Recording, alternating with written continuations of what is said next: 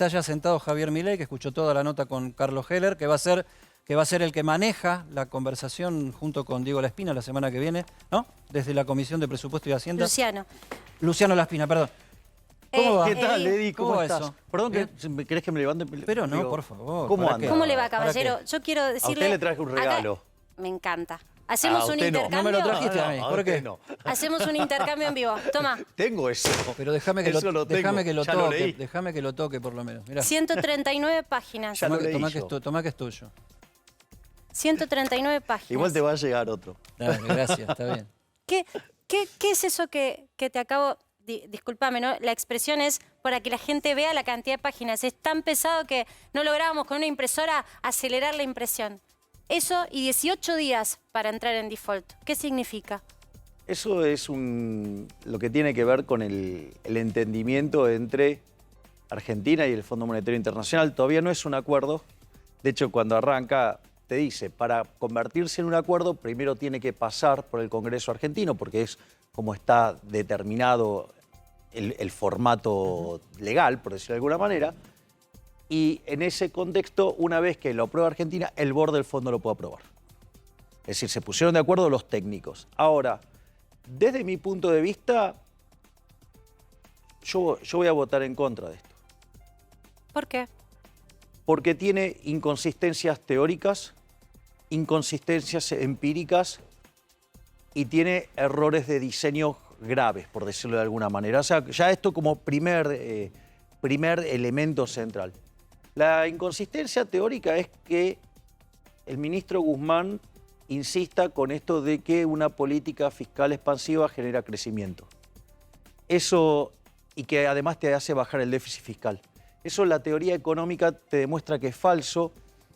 Se llama multiplicador del presupuesto equilibrado, aún en el modelo más básico de la macroeconomía, donde todo lo que vos expandas la demanda vía gasto público se transforme en aumento del PBI, lo que te aumenta la recaudación no te alcanza para que compenses el aumento del gasto, por lo tanto, el déficit fiscal aumenta. Ese es el primer punto. Y ahí, eso es, imagínate que en una economía que no es pura ajuste de cantidades, o sea, ya, digamos, y que tiene una inflación en el nivel del 50%, viajando a niveles del 60%, no se va a dar. Ese es el primer punto. O sea, esto ya es más allá de mi visión como economista. Esto es un problema técnico, aún en el marco analítico, de que, si me quisiera poner en los zapatos de Guzmán. O sea, en el marco analítico mío es incendiario. El otro elemento es de índole empírica, porque ustedes me podrían decir, ¿sabes qué, Javier? Todo bien con la teoría económica, todo bárbaro, pero ¿a mí qué me importan? Los números, los datos. A mí háblame de los datos. ¿Para qué me sirve esto? Claro, exacto. Esa es la pregunta correcta. El otro, una discusión de técnicos. Argentina aplicó ese modelo de los últimos 121 años durante 111. De ser el país más rico del mundo, hoy somos 70 al oficial y entre 130 más o menos al paralelo. Sí, claramente el modelo no ha funcionado. Ahora, Javier, ¿qué había que hacer con esto? Porque lo que estamos conversando es esto, o sea, la deuda la asumiste en el 2018, se entró en una renegociación, está este proyecto, no lo voto. ¿Cuál era la alternativa?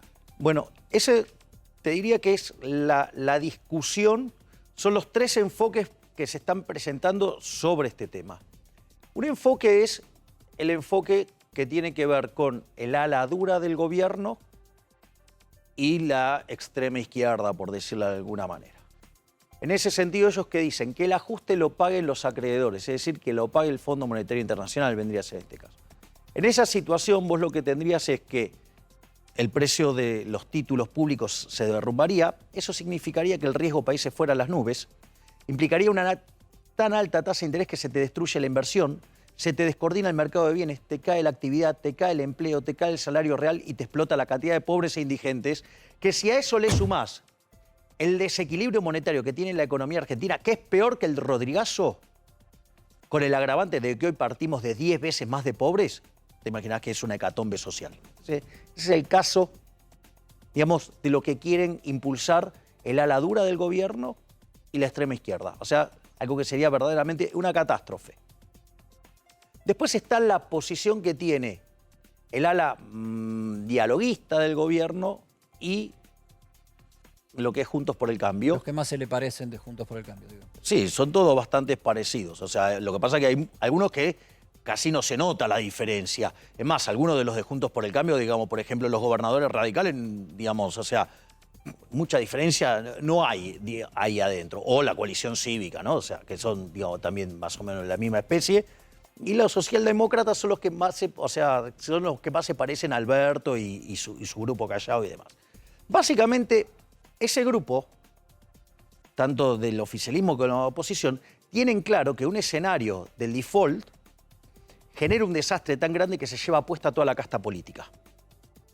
Entonces se entiende que tiene que acordar y entiende que tiene que haber algún tipo de ajuste. Ahora, el problema es la inmoralidad de estos dos bandos que están juntos. Y es, sí, tiene que haber ajuste, pero ellos quieren que todo el ajuste caiga en el sector privado. Acá hay aumentos de impuestos, hay aumento de la presión fiscal. No solo eso, sino que reducción de transferencias al sector privado. Es decir, que todo el ajuste recaiga en el sector privado. Y es tan obsceno que el gasto público en términos reales, es decir, el curro de la política sube. Por eso los gobernadores radicales están chochos con este acuerdo. Y tanto presionan adentro de Juntos para el Cambio para que salga. Porque ellos van a recibir más plata, porque el gasto público le va a ganar a la inflación en estas proyecciones que tiene Guzmán y esta idea que tiene Guzmán. Esto es tremendo porque te están diciendo, estamos al borde del abismo, nos vamos a pegar una piña de novela, hay que ajustar. Y no solo que ellos no ajustan, sino que sobreajustan al sector privado. ¿Para qué? Para que ellos tengan más fiesta.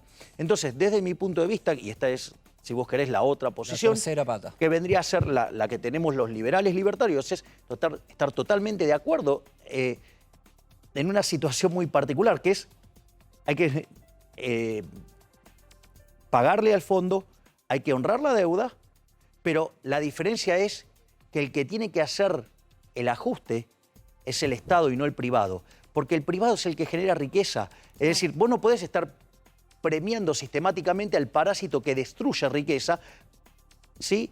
Y, digamos, o sea, y perjudicar al que crea riqueza. Digo, eso termina mal. Javier, para que lo podamos entender todos con ejemplos gráficos y después de haber leído, sí, claro, que te tomaste el trabajo de leer eso que lleva mucho tiempo. Bueno, a mí no. En la práctica, bueno, vos sos muy técnico, sos muy rápido para leer estas cosas, pero otros tenemos que hacer el esfuerzo, valga la redundancia, es así. Bueno, yo he laburado de eso.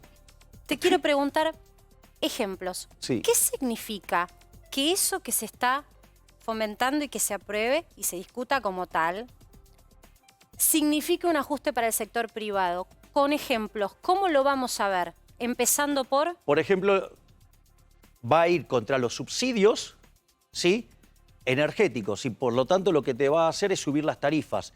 Y lo que va a hacer es que a algún grupo de consumidores los va a castigar más que proporcionalmente, porque además le quieren dar toda una impronta socialista redistributiva. Entonces, o sea, hay algunos grupos, ¿vieron la salvajada que hicieron en Capital Federal, donde directamente a donde no estaba su grupo de votantes lo plantean estropear? Bueno, es eso. Lo que pasa es que también en algunos momentos hemos reflexionado que hay subsidios desmedidos en Argentina y que es cierto que hay gente que puede pagar un poco más y que no paga. Pero si no fuese solo el tema de subsidios, ¿vos ves otras aristas en donde no se esté, el gobierno no esté sincerándose? ¿Puedo ir sobre el tema del subsidio? Porque esto es muy interesante. Es muy importante esto. ¿El subsidio qué es? Es la parte de la tarifa que no te cubre el precio, por decirlo de alguna manera. Digo, como conceptualmente. Ahora, la pregunta es... Vos no pagás todo, hay otro que está pagando lo que falta. Claro, vos exactamente. Con tus impuestos, claro, pero claro, exacto, mismo, digamos, o sea, después lo paga otro. O sea, o lo paga, digamos, no sé, las generaciones futuras con deuda, o lo pagan, digamos, los más vulnerables con impuesto inflacionario, o digamos a otro que le cobraron impuesto. Eso es decir, es meter la mano en un bolsillo y ponerla en el otro, es bastante salvaje el mecanismo. Pero ¿qué es lo interesante? Que vos podrías recomponer la ecuación económica financiera del contrato de las empresas, que es lo que importa, minimizando el impacto en precio, que es bajando los impuestos. Porque tomás vos la boleta que te llega y la mitad es impuestos. Por lo tanto, vos podrías duplicarle los ingresos a las empresas sin que a la gente le cueste un solo peso. Ah, pero eso implica ir contra el gasto público, es decir, implica ir contra el curro de la política. ¿Hay alguna baja de impuestos propuesta en estas 139 páginas? No. Ahí, de hecho, digamos, lo que se está pensando en hacer este impuesto que era transitorio a la riqueza, hacerlo permanente, o por lo menos estirarlo un año más. Bueno, o sea, lo empiezan a estirar así, después termina volviéndose permanente. Otra cosa más que están planteando es que un revalúo de los bienes, para que cuando te hagan el cómputo de impuestos te cobren más impuestos. Otra cosa es aumentar la persecución fiscal. Y la realidad, eso también es bastante peligroso, porque en general las empresas no es que no pagan porque no quieren, o las personas no pagan porque no quieren, no pagan porque no pueden. Hay empresas o personas que están en la informalidad, porque si entraran a la formalidad quiebran. Ahora, lo que va a ver la gente es que vas a votar tal vez con el kirchnerismo y con la izquierda. Sí, eso, digamos, sí, pero por motivos distintos. Es decir, vos fíjate, está muy bueno el punto que hace Cedi, porque quizás vos te recuerdes lo que pasaba en el 2001, 2002. Todo el mundo criticaba fuertemente al Fondo Monetario Internacional. E internamente también se lo criticaba. Ahora, internamente se lo criticaba al fondo, ¿por qué? Por ser duro. Y externamente se lo criticaba, ¿por qué? Por ser laxo. Es decir, en principio, digamos, o sea, es más, si querés, yo hasta estoy de acuerdo en la idea de que hay que eliminar el Fondo Monetario Internacional. Me parece una institución para otra vida, nefasta. No, bueno, pues es un tema no menor, porque vos, o sea, haces un desastre macroeconómico, te dan asistencia y le pasás el muerto a otro. O sea, es de una crueldad enorme. Pero bueno, estaríamos hablando de un nuevo orden del mundo. Hablemos claro, de pero la por Argentina, que tanto nos cuesta entenderla, está tan cerquita. Exacto. Y después, o sea, la crítica mía no es que, digamos, o sea, yo que me quejo de esto, ¿por qué? Porque es inconsistente. Es más, les voy a dar una pista de la aberración que es este papelito. Cuando vos haces una proyección, hacia el final de la proyección tiene que pasar por un lugar. Vos no podés proyectar cualquier cosa. La proyección tiene mucho de arte, pero está limitado. O sea, hay límites del arte que le podés poner. O sea, aun cuando parezca que el Excel... Arte y zaraza, ¿no? Arte y zaraza. Claro. Arte y vamos viendo. Claro. Ahora, ¿cuál es el problema? Vos sabés que algunos dibujos ni siquiera te los acepta el Excel. Trata de dividir por 0 y vas a ver que no te lo acepta. Te va a pegar ese error. Bueno. Fíjate esto, es que es lo interesante. Cuando vos haces una proyección, lo que tenés que, digamos, vos vas a llevar a esa economía en una proyección e implica que vos tenés que repagar tu deuda. Cuando, digamos, tiene que pasar por ahí. Ahora, fíjate esto, Argentina hoy tiene una relación deuda-producto que oscila entre, si lo tomas al tipo de cambio oficial, 65-70%. Si lo tomas al paralelo, 130, 140. Si Guzmán dice que de largo plazo crecemos al 2% y el superávit primario va a ser 1%, vos te podrías preguntar a qué tasa Argentina es solvente. Es decir, a qué tasa de interés es consistente toda esta porquería. ¿Sabes a cuánto? A 3%. La tasa de interés de Argentina en el mercado hoy es 31% en dólares.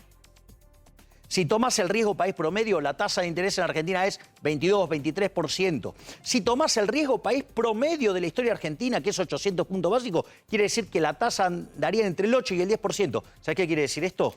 Esto es una porquería, que no cierra, es inconsistente. Es mentira. Claro. Básicamente, te quiero llevar a un punto dentro de lo que... ¿Puedo hacer una acotación? Sí, dale. Es decir, si vos estás proyectando que vas a un default, ¿cómo vas a tener proyecciones que no son de un default? ¿O decís que vas a un default sí o sí? Digo, si estos son los números, vos defaulteás. Esto no es sustentable. ¿Cuándo? ¿En 10 años el próximo gobierno? Digamos, porque ahí también hay una cuestión, depende digamos, de cómo funcione, no sabemos. Claro, de cómo te den el rollover. No, porque hay quienes dicen, ojo, que le están tirando un muerto al próximo gobierno que asuma. Además, lo dicen en el frente interno. Sí, pero no solo por eso, Marcela, pero el punto es, vos estás haciendo una proyección donde los recursos que vos vas a estar generando no alcanzan para pagar la deuda. Entonces, todo lo que metiste en la parte previa de la proyección está todo mal. Pero para acá dicen que van a incentivar la acumulación de reservas y hasta dejan entrever que se elimina el cepo y que van a una administración distinta. No, eso dice que no. Dice que los controles van a ser más férreos. O sea, de hecho... Para las empresas. Bueno, de hecho... Hay un montón de inconsistencias de esto. Por ejemplo, ahora, ¿por qué el Fondo Monetario Internacional, que está constituido por las principales potencias del mundo, le da rienda suelta, cree en esto y da este beneficio? Se llama el problema del deudor significativo. Argentina tiene 1/3 de la cartera del fondo y en términos de desembolso el 50%. Si Argentina defoltea, quiebra el fondo. O sea, lo tiene que recapitalizar. O sea, tiene que salir Estados Unidos, Japón, tienen que salir y poner plata. Alemania, ¿sí? Entonces, ese es un primer problema. Entonces la Argentina está de algún modo en el mejor de los mundos. Tiene poder de decidir que el fondo haga lo que quiere, porque le debe. Eso es una negociación compleja. O sea, también puede pasar que en algún momento los países importantes se aburran de estos irresponsables y le bajen el martillo al país. O sea, eso también podría pasar. Ahora, vos fíjate esto, las inconsistencias o algunas mentiras que andan dando vuelta. No, vamos, por ejemplo, vamos a incrementar las reservas. Eso es lo que te decía, digo, ¿cómo? Yo te hago una pregunta. O sea, yo estoy acostumbrado a mirar este papel y los papeles que hace el fondo. El fondo te pone 3 tipos de metas. Te pone metas fiscales, te pone metas monetarias y pone metas en términos de reservas internacionales netas. Es decir, que si a vos, por decirlo de alguna manera, yo te doy a vos, Cedi, ahora $100. Tu caja aumentó $100, pero también aumentó tu deuda. ¿Cuánto cambió tu posición neta? Depende de lo que tenga que pagar de deuda. No, pero a ver. Pero es deuda. O sea, con lo cual las netas, ¿cuánto variaron? 0. Digo, porque no me vengan a hablar de lo que dice el fondo en términos de reserva bruto, porque en realidad mira en términos de reserva neta. Y si estuviéramos hablando de reservas brutas, entonces que paguen con las que tienen. Ahora, la verdad de la milanesa es que las cuentas nunca van a cerrar. No hay economía sin déficit, no hay economía que no se endeude y no hay economía que no busque la manera de bicicletear hacia adelante. La Argentina, que es un país pobre y sin resto, vive improvisando hacia adelante y a veces lo vamos viendo. Es la lógica del vamos viendo, ¿no? ¿Por qué otros países funcionaron? Yo después quisiera quedar y lo tome, porque hay otros ejemplos de países que tuvieron que acudir al Fondo Monetario, pero después pagaron la deuda y salieron a largo plazo adelante. Bueno, Argentina pagó, ¿no? Argentina paga y nunca sale adelante. Vamos por parte. Quiero ir al punto que levantó Edi, que está bueno. Ojo cuando se habla de déficit. Vos, en realidad, tu capacidad de pago viene dada por el valor presente de los superávit futuros. Es decir, de todos los superávit que vas a tener primarios, futuros, de acá a la eternidad, por decirlo de alguna manera. Ahora, en general, los países tienen superávit primario y eso es lo que les permite endeudarse. Porque vos podés tener déficit en la línea financiera. Es decir, cuando tomás el superávit primario, le restás los intereses y vas a déficit. De hecho, si vos tuvieras déficit financiero 0, esto quiere decir que el resultado primario se mapea exactamente con los intereses, a vos te va a caer la deuda. ¿Por qué? Porque si vos creces, la relación deuda-producto, ¿qué pasa? Cae. Por lo tanto, digamos, o sea, vos serías solvente. O sea, no sería un problema. El problema es que... Si sos más grande, tenés más espalda y te va a ir mejor. Esto no es problema de tamaño, por decirlo de alguna manera. Esto es un problema de definiciones contables. Argentina tiene déficit primario, Edi. O sea, Argentina el año pasado terminó con déficit primario de 3 puntos del PBI y ahí adentro metió el DEC los DEC que le mandó el fondo. Si no, era más grande. Eso significa que Argentina tiene que hacer un ajuste de 7 puntos del PBI para pagar la deuda. Para que todos podamos comprender, sin pagar la deuda que tiene, solo pensando en los gastos fijos que tiene déficit. Es una familia que no le alcanza la tarjeta de crédito para llegar a fin de mes.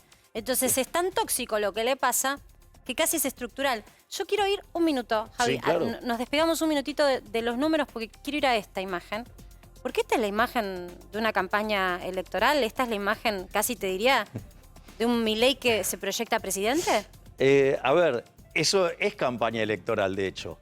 Porque eso es el... Es un libro, ¿no? Digo, pero... Sí, es esa foto. Es más, si la abrís, se ve Porque de hecho, el libro en el medio, mirá, es lo que fue el acto en Plaza Holanda, que es cuando yo inicié la campaña de las PASO.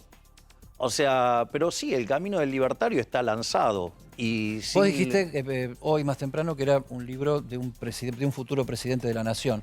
Y me dijeron 3 opciones y dije que podía hacer las 3. Así que puedo contestar la que quieras. No, nosotros salimos a hacer una encuesta con A24.com si Javier Milei puede ser presidente de la Nación. La tenemos ahí para verla y podemos votar incluso, ¿eh? Bueno, yo te voto que sí. Yo voto que sí. A ver, es un autovoto. Yo voy a votar hoy por hoy, no. Es un autovoto esto. ¿Vos, Marce? Yo creo que sí. ¿Vos crees que sí? Yo creo que en Argentina Javier Milei puede ser presidente y además hay una realidad. Lo está haciendo pulmón. Hay que decir que no veo demasiados grupos económicos apoyando. 6.730 votos, quedan 19 horas todavía, podés seguir votando todo ese tiempo. ¿Y cómo está el resultado? Yo ya dije que no. ¿Cómo votamos, Eddie, acá? Estamos divididos. A ver, vamos a ver los chicos. Démosle el voto a Marcela, poné el sí. ¿Qué dice Angulo y qué dice Mizrahi? Yo creo que como Eddie, por ahora no. Y yo me inclino por el no. Javier, entonces votemos que no, a ver. Quedó el no. A ver qué pasa en vivo. Quiero ver los resultados. Sí, mira. Bueno, es Argentina 78,9% dice que Javier Milei llega a presidente de la Nación Argentina. ¿Y eso puede ser en el 2023? A mí me da miedo, pero después te explico por qué. No, bueno, está bien. O sea, siempre los cambios a la gente naturalmente le genera miedo. Y después de tantos años de esclavitud fiscal y mental a la que ha sido sometida la población argentina mediante el lavado de cerebro que implica la educación pública, independientemente que sea de gestión privada o de gestión estatal, sería normal que pase eso. Pero yo, digamos, me comprometí en lo que fue, digamos, mi discurso del día de la elección en el Luna Park. Dije que yo me comprometía a llevar a cada rincón del país una boleta liberal para que en el 2023 Argentina tuviera una opción liberal que pudiera votar. Por lo tanto, si en ese proceso a mí me toca el prodigio, no sé, el privilegio de liderarlo, lo voy a hacer. O sea, y si gano, digamos, no tengo ningún problema. Falta un año y medio. ¿Cómo armás gobierno? ¿Con quién? De hecho, yo, digamos, he dado mi visión de cómo tiene que ordenarse la política en Argentina. Yo dije que por un lado tiene que quedar la socialdemocracia y todo lo que esté a la izquierda, ya sea en el mismo lugar, tienen que estar las palomitas de Juntos por el Cambio, o sea, Larreta, Vidal, todo el ala de los tibios, ¿sí? Con la Unión Cívica Radical, que es la Internacional Socialista, la Coalición Cívica, que es todavía más de izquierda que los radicales, y el kirchnerismo, y si que quieren que se le sumen, digamos, la extrema izquierda. Mientras hablas sigue votando la gente, ya estás en 79, ¿eh? Te digo, va subiendo la cantidad de votos porque nos están viendo en vivo hoy, van votando. Salís presidente de acá. Invitamos a la gente a que se sume, ¿qué me empiezo a probar la banda. y lo otro que yo también considero es que del otro lado te tendrían que quedar las distintas expresiones liberales, te tendría que quedar el peronismo federal, el peronismo republicano, el menemismo y los halcones. Y vos tendrías un ordenamiento ideológico. Claro. O sea, esa es una posibilidad. Otra posibilidad es que vos tengas equilibrios de fragmentación. Y ahí, digamos, te podés encontrar como lo que pasó en Chile. ¿Te puedo llevar a la práctica? Por ejemplo, si tuvieses que hacer un gobierno, ¿lo pones a experta en tu equipo? No, porque es un liberal clásico. ¿Qué significa? ¿Cuál es la diferencia? Yo, por ejemplo, hoy recién repasábamos, experto y decía que él no está de acuerdo con no cobrar, porque él cobra por su trabajo. Hoy obviamente está cumpliendo un rol que es público, a diferencia de tu iniciativa. Bien, pero yo no critico eso. La semana que viene es la próxima, ¿no? Pero después hacemos propaganda sí, hacemos el sorteo el 10. Pero experto. El tema de José Luis. A ver, José Luis está en todo su derecho primero de cobrar la dieta, porque él es un liberal clásico. O sea, yo filosóficamente soy anarquista y en términos de la vida real, porque tengo los pies sobre la tierra, soy minarquista. Pero entonces eso implica es un problema mío de que yo considero que el Estado es una organización criminal, que los impuestos son un robo, entonces es una forma de devolverle ese dinero ser coherente. a su generador original. Ahora, pero si vos sos liberal clásico, puede tomarlo como una compensación. O sea que eso es el primer punto. El segundo punto es, esto tiene un problema de concepción. Por ejemplo, José Luis considera que debe haber intervención del Estado donde se producen fallos de mercado. Es decir, eso está perfectamente alineado con la teoría neoclásica. Y vos ni siquiera eso. Claro, yo no creo en eso. O sea, yo de hecho acabo de publicar un artículo académico que se llama Capitalismo, Socialismo, ¿sí? Y la trampa neoclásica, y explico que los fallos de mercado no existen. Explico que en realidad lo que los economistas llaman fallos de mercado es que la estructura matemática de la realidad no mapea con la de los modelos y se enojan con la realidad en lugar de tomársela como en el modelo. O sea, yo creo que hay que cambiar la matemática y hay que mirarlo de otra manera. Desde mi punto de vista, los fallos de mercado no existen. ¿Por qué? ¿Qué es el mercado? El mercado es un proceso de cooperación social en el cual se intercambian voluntariamente derechos de propiedad. Entonces no hay lugar para el fallo de mercado. Si una industria se va al tacho, que se vaya. Si tiene que quebrar, que quiebre. ¿Por qué lo tiene? Y por qué, si alguien quiebra es porque el producto que está vendiendo no satisface a la demanda. Entonces tiene que quebrar. ¿Para qué lo querés mantener? Javi, cuando con Eddie nos propusimos y nos planteamos hacer este programa, para que sepas, no es imperativo, sino para que sepas es para que el público participe y tratar de que esa información que a veces es tan difícil, nuestra tarea es llevarla al llano para que todos la puedan comprender. Y de última, vos del otro lado de tu casa puedas decidir. La verdad es que, bien remarcás vos, a veces las diferencias de la ideología, porque no nos las enseñan o porque es difícil de entender, quedan para un grupo selecto. Con nuestra producción nos propusimos tratar de repasar cuáles son esos fundamentos en los que vos crees y que es tan diferente a lo que hemos visto que ha pasado por distintas gestiones de ministerios de Economía o de propuestas de proyecto de ley. No sé si lo tenemos, Juancito, ya para mostrarlo, ese repaso y el punteo que hizo la producción. A ver, vamos juntos sobre las claves de los libertarios. ¿Qué son estos fundamentos, estas palabras que a veces se identifican en el discurso del libertario? A ver, apretón fiscal. A ver, cuando uno, digamos, por ejemplo, cuando nosotros miramos la cuestión fiscal, hay dos dimensiones del problema. Hay una que es de índole moral, que para nosotros es la más importante de todas, y después está la instrumental. Por ejemplo, si ustedes revisan lo que es mi primer discurso en la Cámara de Diputados, ¿yo qué digo? No voto un presupuesto que tenga déficit fiscal, porque el déficit fiscal vos lo tenés que financiar. Entonces, por ejemplo, si lo financiás con deuda, eso significa que le estás pasando el costo de la fiesta a tus hijos, a tus nietos, a tus bisnietos. O sea, personas que no votan o quizás ni siquiera nacieron. Por lo tanto, es inmoral. Si vos lo financiás con emisión monetaria, o sea, señoriaje, ¿cuál es el problema? El problema radica en que eso se transforma en inflación y le pega por lo menos 25 veces más fuerte a los que menos tienen.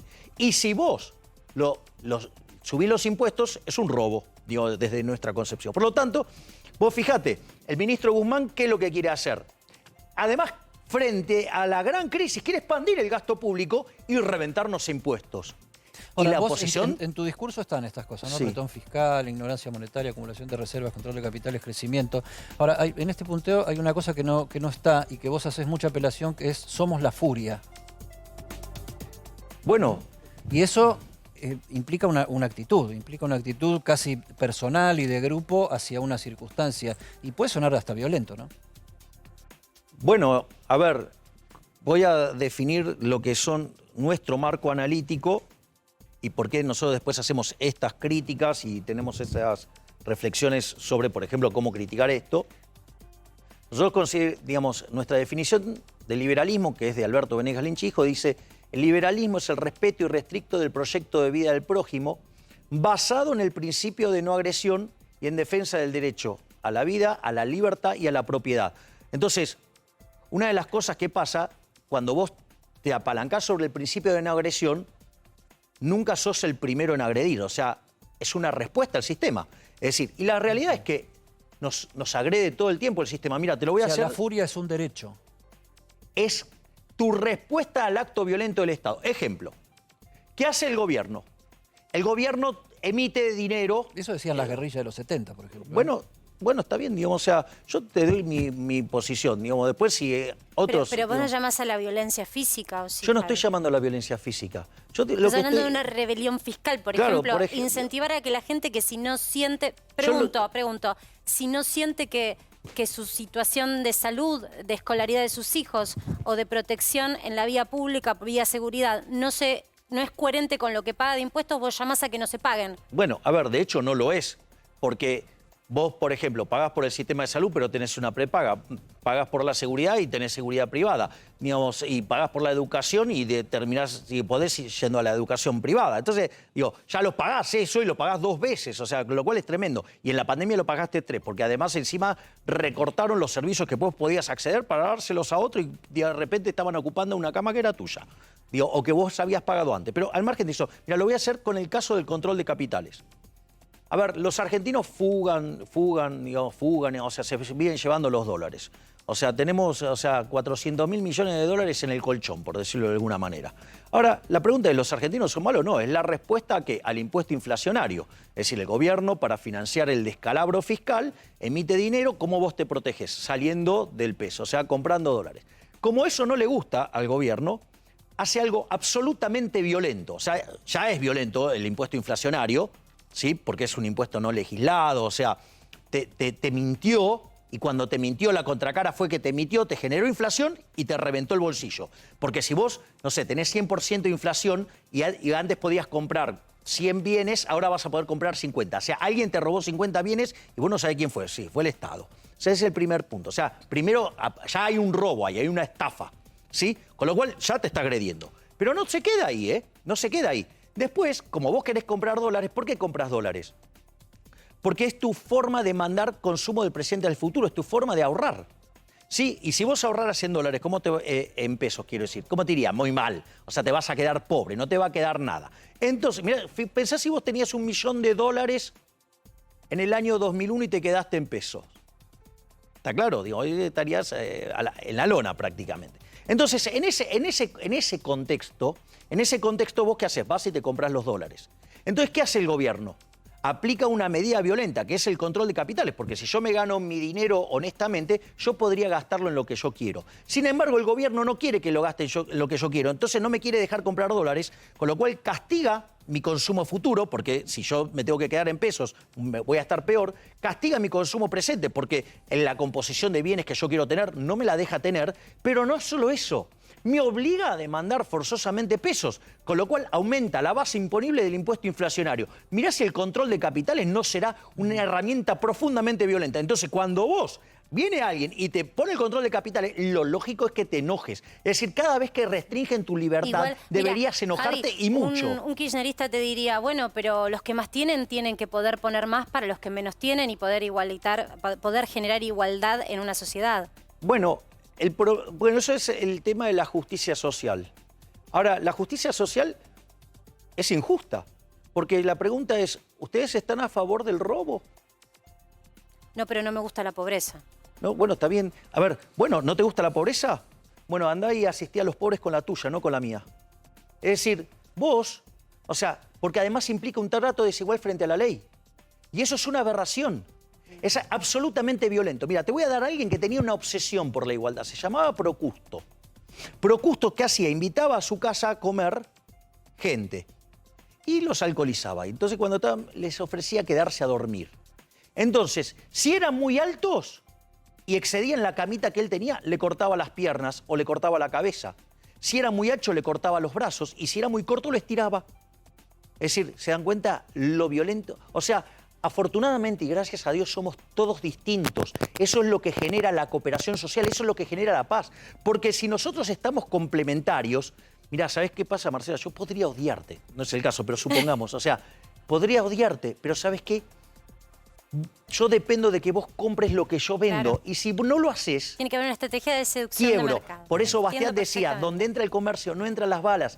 Y entonces eso es lo que fomenta el comercio. En cambio, en esta sociedad donde todos le quieren... Imagínate esto. ¿Qué sería si vos... Todas las personas no deberían pasar la altura promedio. Te quedarías sin lo maravillosa que es la NBA porque le hubieras cortado las piernas a Michael Jordan, a Magic Johnson, a Shaquille O'Neal, a tantos, no sé, a Kareem Abdul-Jabbar.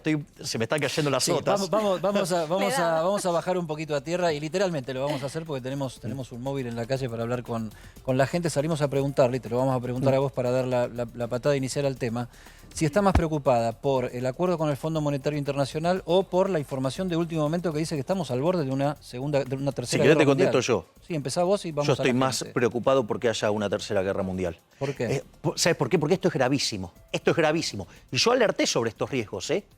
Yo dije, Si Trump pierde y queda en la Casa Blanca un socialista como Biden, tibio, débil, ¿sí? ¿Sabes qué? En un mundo complicado, con personas como Putin, personas como, digamos, Xi Jinping, digamos, o sea, China y, por ejemplo, el caso de Corea del Norte, estamos complicados. ¿Sabes por qué? Porque en esto hay una estrategia. O sea, esto era, en Estados Unidos se llamaba la estrategia Nixon. Es decir, vos tenés que mostrar un sentimiento anticomunista rabioso. Fíjate cuántas guerras hubo durante la presidencia de Trump, porque dijeron nos iba a poner al borde de una guerra mundial. Invaden más los demócratas que los Exactamente, es decir, digamos, los zurditos americanos, o sea, son más complicados digo, que... Si decís en serio que Biden es un socialista, ¿no? Pero sí, lo digo en serio y convencido y digo, tengo... Pero son categorías que vos manejás, digamos, sí, por eso. Estudiaste el marxismo y el socialismo. No, digo, hay distintos pelajes de socialismo. O sea, el marxismo, digo, es otra cosa, están los trotskistas, o sea, hay distintos. Los que votan como vos en el Congreso, digamos. Está bien, pero por distintos motivos. Entonces, en el fondo, sí, ellos no, digamos, no creen en que hay que tener las cuentas en orden, y yo creo que sí. Ellos creen, digamos, en que si tienen que matar gente no les importa. A mí eso sí me molesta. Ellos, digamos, se basan en la envidia, en el odio, en el resentimiento, en el trato desigual frente a la ley, en el robo. O sea, no son los valores que yo adhiero. Pero quiero ir a este punto. ¿Sabes cuál es el gran problema? Porque ahora, ¿qué es lo que vos tenés? Tenías un presidente de Estados Unidos débil. Eso Putin lo vio y con eso avanzó, ¿sí? Y entonces, ¿qué es lo que pasa? El problema es que después se empiezan a dar manija entre ellos y empieza a escalar. Ese es el gran problema. ¿Y sabes cuál es el gran problema ahora? Es cierto, si vos tomás la potencia militar de Rusia y la potencia militar de China, están muy abajo de Estados Unidos. Entonces vos decís, bueno, entonces Estados Unidos puede poner esto en orden. ¿Sabes qué? No.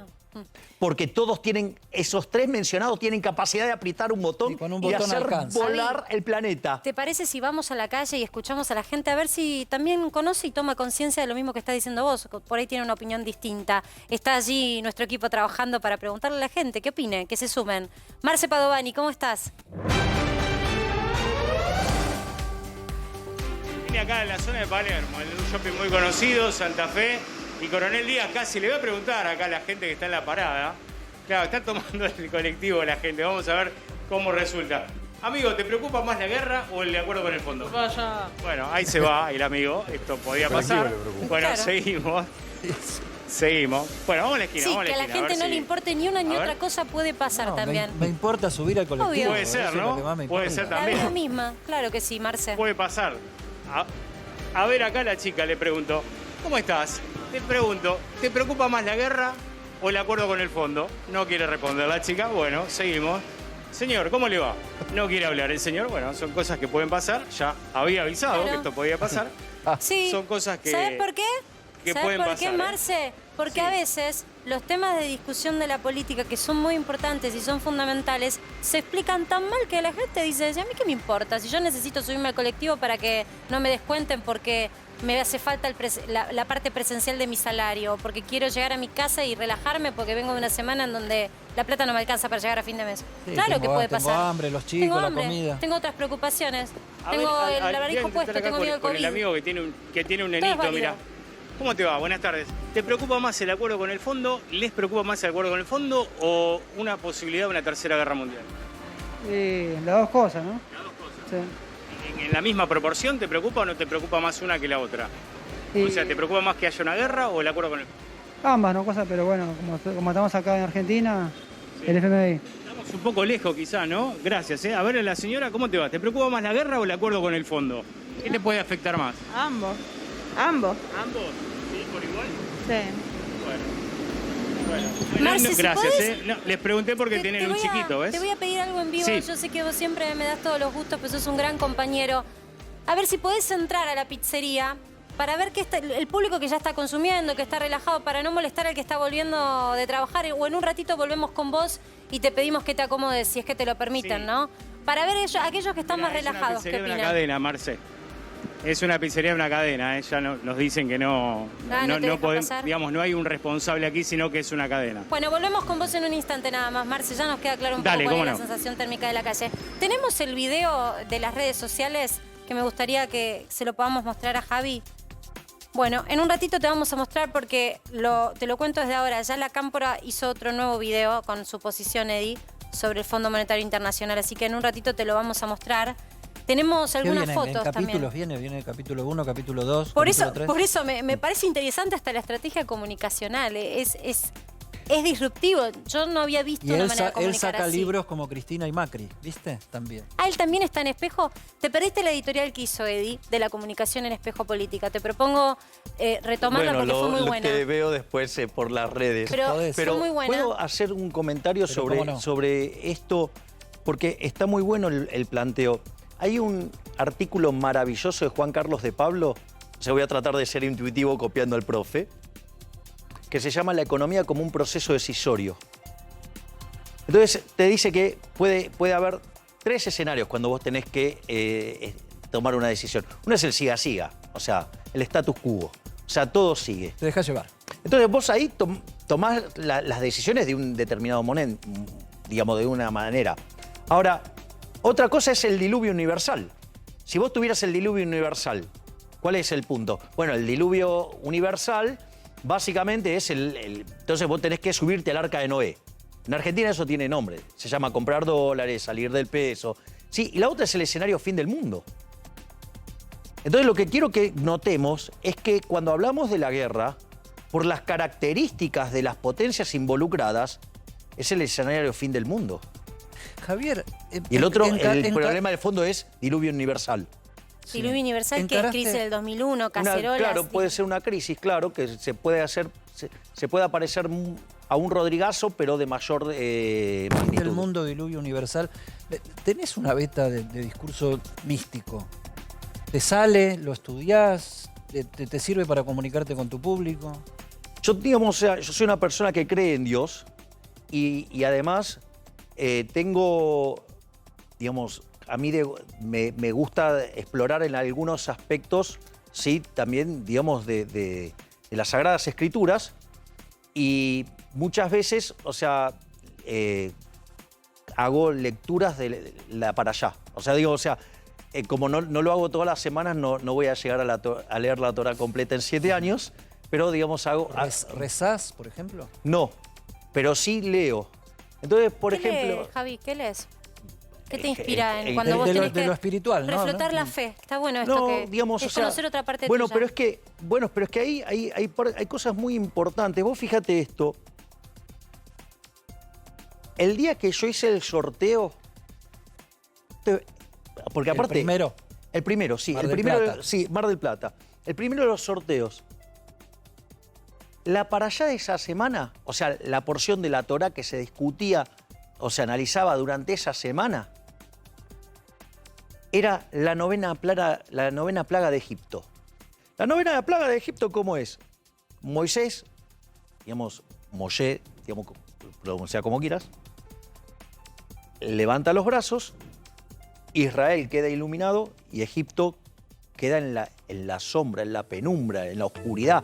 Y eso ocurre durante 3 jornadas y eso lo lleva al faraón a rendirse.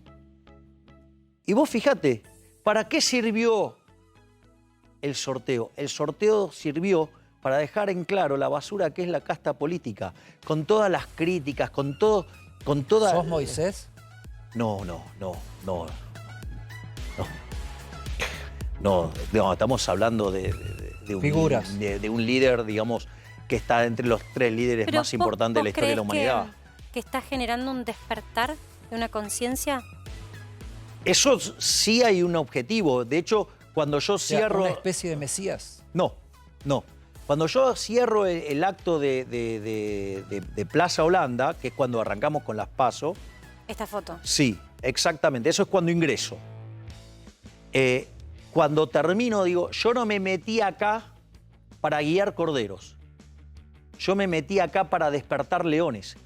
Y esto es muy importante. ¿Qué es lo que te pide un político en general? Te pide que lo votes para que le des el poder y hacer cosas. Yo en realidad, ¿qué era lo que pido? Digo, es dame el voto para devolverte el poder. Es decir, para devolverte la libertad. Para que eso pegue, te tiene que interpretar la gente. Sí. ¿Vos crees que este pensamiento casi religioso que vos planteás... ¿Por qué religioso? Bueno, porque tiene mucho que ver con el lenguaje bíblico, con el lenguaje... Me estás hablando de Moisés, me estás hablando de plagas, no, me estás está bien, hablando pero de diluvio digamos, universal, de fin del mundo. A ver, mira, lo voy a poner en otros términos. Cuando Akerlof, sí, recibe el Premio Nobel de Economía por el tema de lo que se llaman los modelos de selección adversa, ¿sí? Y que también lo recibe, digamos, o sea, Stiglitz, y también el otro no me acuerdo, que tiene que ver con el principio de revelación. El principio de revelación que tiene que ver con...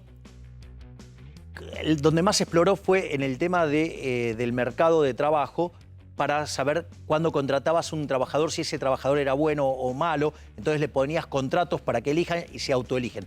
Principio de revelación. Ahora, vos sabías que el principio de la revelación ya estaba en la Biblia, estaba en la Torá, o sea, estaba en el Antiguo Testamento. Es el caso del rey Salomón. El rey Salomón se encuentra frente a dos mujeres que están reclamando por que son la madre de un determinado chico. Cuando él dice... Y claro, el fallo salomónico, o sea, ¿qué quiere decir eso? Cuando dice, bueno, partamos el chico a la mitad cada una.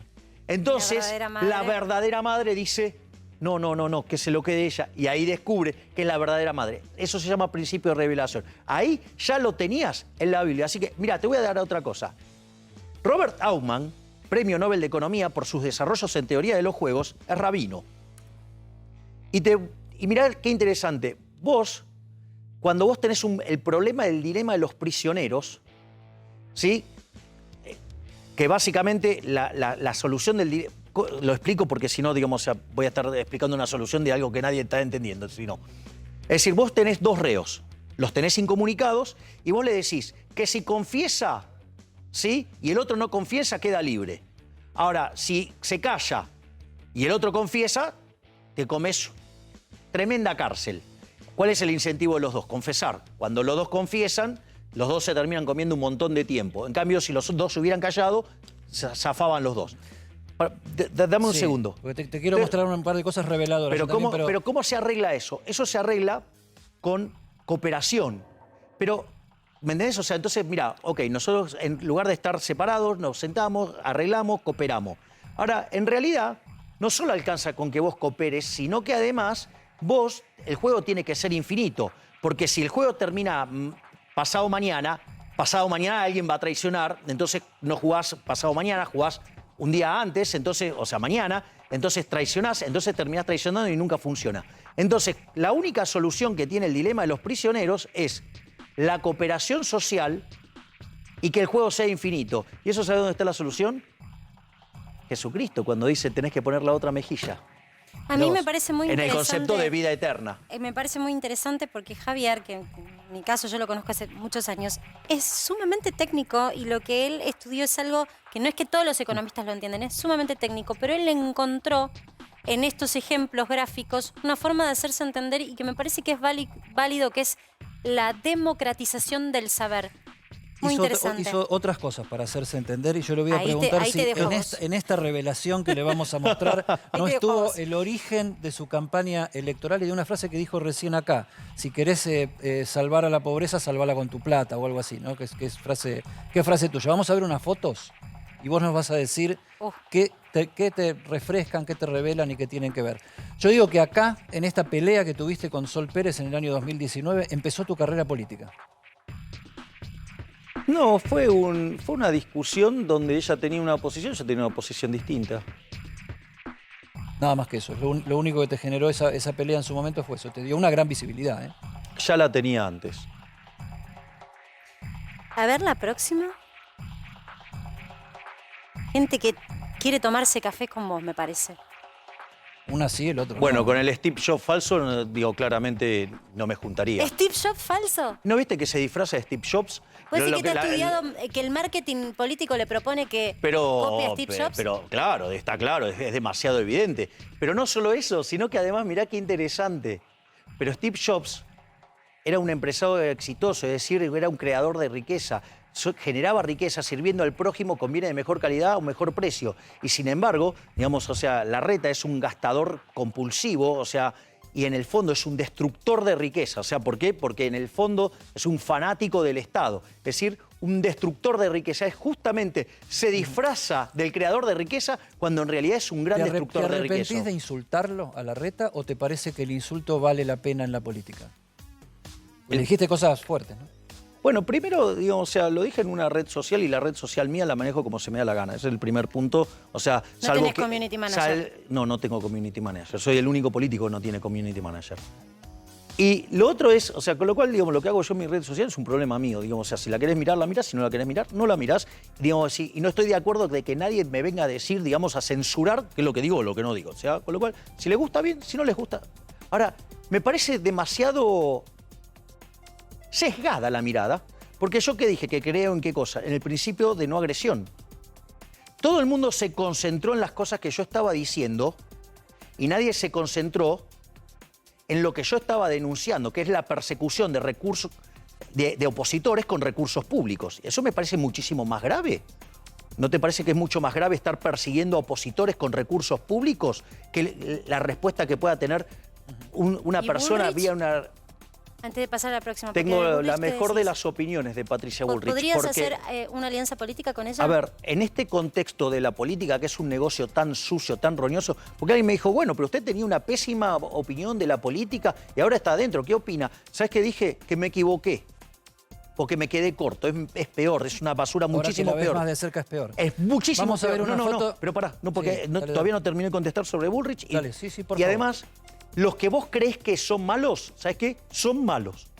Pero los que crees que son buenos son infinitamente peores.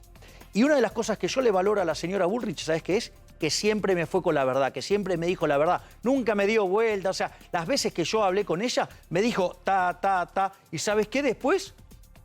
Fue así, lo cumplió. Para mí eso tiene un valor enorme. No como otros que te hacen operar, digamos, y que utilizan recursos públicos para operarte, para ensuciarte, para inventarte cosas, ¿sí? O para hacerte acusaciones verdaderamente aberrantes. Vamos a la próxima foto, a uno de los protagonistas de la foto, lo mencionaste recién, no lo tendrías de ministro o de algo así porque es un liberal demasiado clásico. Hay tres que son muy populares. ¿En qué quedó esa alianza frustrada que iban a hacer antes de las elecciones y terminaron siendo separados? Espert, Milei... y Kachanowski. López Murphy, Kachanowski también, pero López Murphy, ¿no? Bueno, López Murphy decidió ser empleado de Larreta. Decidió sumarse a la estructura socialdemócrata. Por lo tanto, o sea, eso ya en sí mismo, de vuelta, yo no me puedo juntar con un socialdemócrata. Hay un video maravilloso en esta casa de Larreta con Alejandro Fantino, cuando Larreta le empieza a describir que cobrar impuestos crea riqueza porque permite hacer obra pública y eso genera más impuestos y permite gastar más, no es una cosa verdaderamente. Y Ale Fantino le dice, muy sabiamente, le dice, pero vos sos keynesiano. Y él le dice que sí, absolutamente. Y Fantino, digamos, ni lerdo ni perezoso, le dice, sos igual que Kicillof. Y Larreta es Kicillof de buenos modales. Y López Murphy decidió ser empleado de Larreta. Decidió destruir el liberalismo desde una posición servil a un socialdemócrata. O sea, que vos encima le crees que le hizo daño al espacio de la... Bueno, de hecho, cuando él estaba en la interna... En ser libertarios. Cuando él estaba en la interna, ocupó más tiempo en agredir a mi espacio que en discutir con la propia Vidal. Javi, te propongo que nos des unos minutitos nada más para que podamos seguir charlando y además tenemos más información. Una brevísima pausa nada más. Eddie, ¿te parece? Ya volvemos, sí.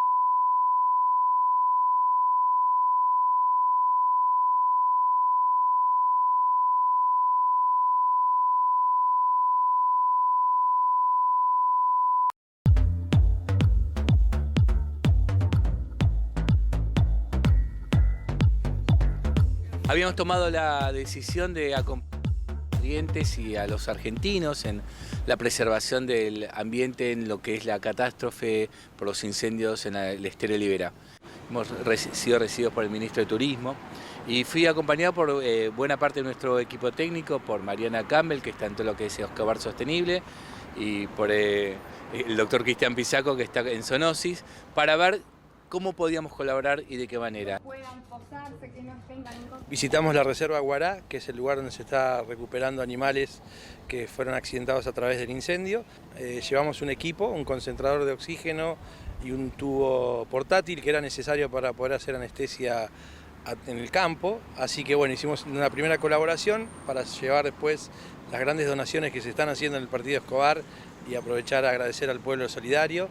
Y bueno, nos traemos varias ideas como para poder trabajar en conjunto. Nos ponemos a trabajar e incluso Cultura probablemente diseñe un programa como el que tenemos de primer viaje al mar, mi primer viaje al Libera. Destacar también el enorme corazón que tiene nuestro pueblo en Escobar y la capacidad técnica de nuestro equipo y entender que somos un solo ecosistema, un solo planeta, una sola patria, somos parte de un conjunto de provincias y que todos tenemos que hacer todo lo posible para realmente ayudar al otro. Bueno, la ayuda a Corrientes que persiste y hoy también agradecidos de que el clima por lo menos dé un poco de alivio a esta gente que tanto ha sufrido. Pero está bueno también ver la unión de otros funcionarios, de otros políticos que asisten a la gente que más necesita. Javier, más fotos tenemos para mostrarte, para guiar la charla de esta manera más televisiva, ¿viste? ¿Qué foto sigue ahí? A ver si armas Acá algún está, lío mirá. adicional. Acá está, mirá. Esta también fue polémica, Javi, ¿eh? Vacuna. Tu pensamiento real sobre la vacuna. Yo los puse con total claridad en el debate. A ver, acá el problema es que te hacen una operación, si vos haces una observación, entonces como yo hice una crítica técnica, me dijeron antivacunas. Es falso, yo no soy antivacunas. De hecho, yo en el propio debate dije, yo, como mis padres eran grupo de riesgo, yo mismo les hinché, como les insistí de manera intensa que se den las vacunas. ¿Por qué? Porque si ellos, digamos, se equivocaban, no contaban el cuento. Primer punto. Segundo punto, yo lo que hice fue una defensa encendida de la libertad de elegir. De que vos hagas tu propia evaluación de renta-riesgo, por decirlo de alguna manera, y ahí decidías si te la das o no. Y en ese caso, yo, cuando la libertad de elegir puede poner en riesgo la salud, ¿qué hace el Estado? Bueno, la pregunta es si tiene que haber o no tiene que haber Estado.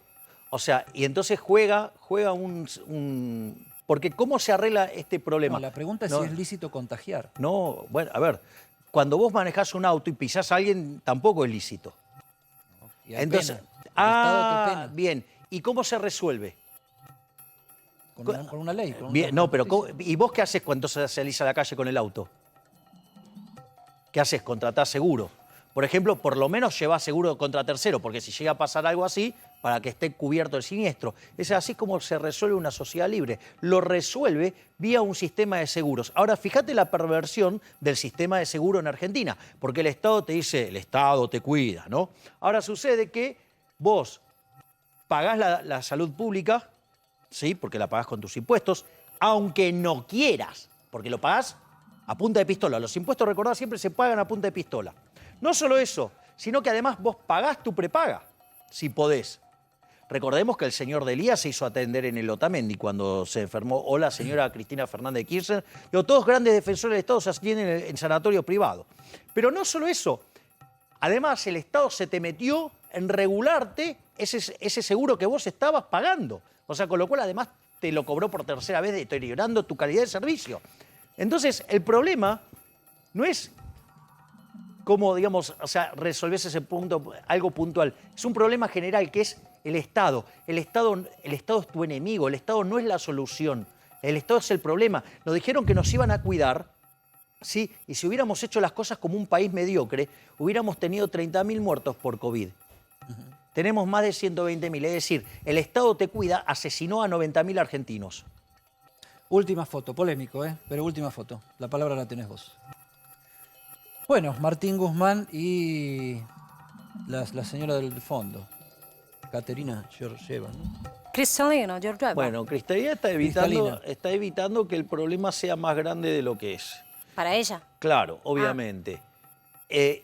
Y es muy interesante lo que hace el fondo. El fondo, ¿qué hace? Le permite rolear la deuda. Es decir, que si Argentina se estrella no es por culpa del fondo, no es por culpa de las recetas del fondo. Es decir, el comunicado está escrito por el gobierno argentino. Ahí no hay que dejarse engañar por los políticos, que son basuras mentirosas. El fondo te dice, tenés que tener esta meta fiscal, esta meta monetaria y esta meta en términos de reservas internacionales netas. Después vos las cumplís como se te da la gana y el acuerdo queda escrito como vos querés. O sea, no hay que dejar que los políticos te mientan. Y en el caso de Martín Guzmán, desde mi punto de vista, es un pelele, es alguien que no es apto para el cargo que tiene, no está en condiciones, o sea, para el cargo que y lo demuestra cada día. Te quiero hacer una ¿no? pregunta. Si vos fueses presidente, ¿quién sería tu ministro de Economía? No lo voy a decir ahora, pero sí estuve, el sábado, de hecho, estuvimos 11 horas reunidos con mi equipo económico. ¿Cuánta gente es tu equipo económico? En este momento, digamos, hay 8 cabezas. Danos nombres de quienes te acompañan. ¿Pero hay gente que conocemos o son esos jóvenes que vos descubrís por ser docente? Hay algunos que son muy heavy metal.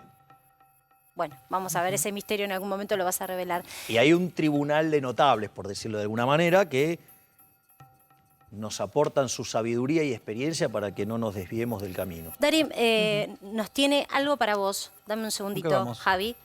Edi, porque recién reflexionábamos con Darí si el Fondo Monetario es tóxico y hay que eliminarlo, o si en rigor otros países, con todo lo que uno puede cuestionar de lo que es el Fondo Monetario, que asiste a un país pobre y después le quiere cobrar intereses que no puede pagar, si en definitiva todos quedan a merced de no crecer, si ir al Fondo Monetario te castiga de por vida, o si en realidad eso es lo que le pasa a Argentina.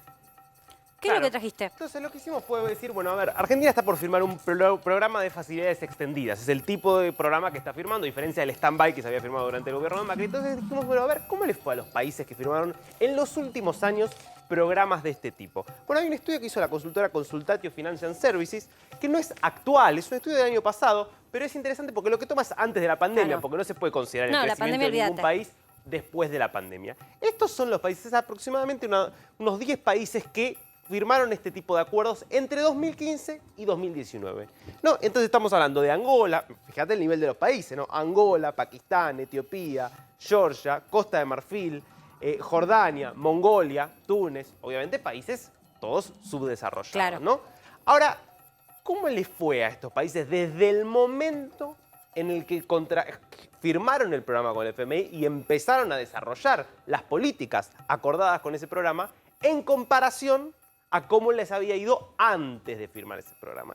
Vos sabés que no son tan malos los números. Porque, por ejemplo, el promedio de todos estos países, a algunos les fue mejor, a otros les fue peor, pero el promedio es desde el momento de la firma del acuerdo, acá lo tenemos. A ver. Fíjate, crecimiento anual 1,4% del PIB. Sumás a todos esos países y mirás cómo les fue más o menos y en promedio todos crecieron. En promedio, 1,4% anual desde el momento de la firma, en comparación con los 3 años antes. Inflación, 2,6% a la baja, ¿no? A partir de la firma del acuerdo con el fondo. Y el déficit fiscal, 1,1% anual a la baja. O sea, números bastante buenos. Números envidiables, ¿no? ¿Cómo ve Javier Milei estos números y esta situación de los países endeudados con el fondo? Esto es muy interesante porque tiene que ver con las características de los programas de estabilización. Y la experiencia de Argentina es riquísima. Todos los programas de estabilización en Argentina que fueron de shock, que vendría a ser como línea más dura que el fondo todavía, sacando el del 59, fueron todos expansivos. Y todos los programas gradualistas terminaron en brutales crisis. Y eso tiene una explicación, hay una explicación teórica. Cuando vos haces un ajuste, eso implica que vos estás aumentando el ahorro. Si ese aumento del ahorro se traduce en más inversión, vos crecés. Si ese aumento del ahorro no tiene contrapartida de inversión, va a ser recesivo. Cuando un gobierno carece de reputación y por ende no es creíble, termina siendo contractivo. Entonces, ¿no tiene chance ese acuerdo, según vos? No tiene chance de que salga bien nada, porque está mal diseñado, porque tiene errores técnicos y porque además este gobierno tiene cero credibilidad. Tiene menos credibilidad que Pinocho con la nariz ascendiendo. Edi, sí. Porque la verdad, digo, también quiero respetar a quien se tomó el trabajo de escribirlo. Pero si la verdad está tan mal hecho y pasó así inadvertido, pero un funcionario de Guzmán renunció hoy, después de que se conociera este acuerdo. O sea que tampoco está tan fácil el tema en el frente interno. Yo te lo doy, Javi. ¿Qué hay que hacer con este acuerdo? ¿Puedo pedir algo a tu producción? No sé si que... ¿Me podrían traer un tacho de basura, por favor? Yo te lo acerco, espera. Ah, pará, ahí acá. Acá. Ahí Listo. Mirá, aparte me hago el Michael Jordan. Te quedó una afuera, fíjate cuál es, ¿eh? La portada. O sea que ni abstenerse directamente, ni detenerse en leerlo, tirarlo a la basura. No, yo ya lo leí. No, por supuesto, pero digo, no amerita un análisis en rigor histórico de Argentina. No. No, y la verdad que, ¿sabes qué? A ver, estamos al borde del abismo. Hay que hacer el ajuste, porque hay que pagar la deuda, hay que honrar las deudas. Pero ese ajuste, ¿sabes qué? Lo tiene que pagar la política, no el sector privado. Y si la política, ¿sí? Porque te dicen, no, bueno, pero si vos no haces esto, te vas a empobrecer. ¿Y qué te está proponiendo la política? Que te empobrezcas más todavía, porque te pide un ajuste mayor que el que se requiere para el equilibrio, supuestamente, para enriquecerse más ellos. Entonces, decir, bueno, vení, compartamos el costo. Danos un minuto más que ya volvemos, Marcelo. Dale.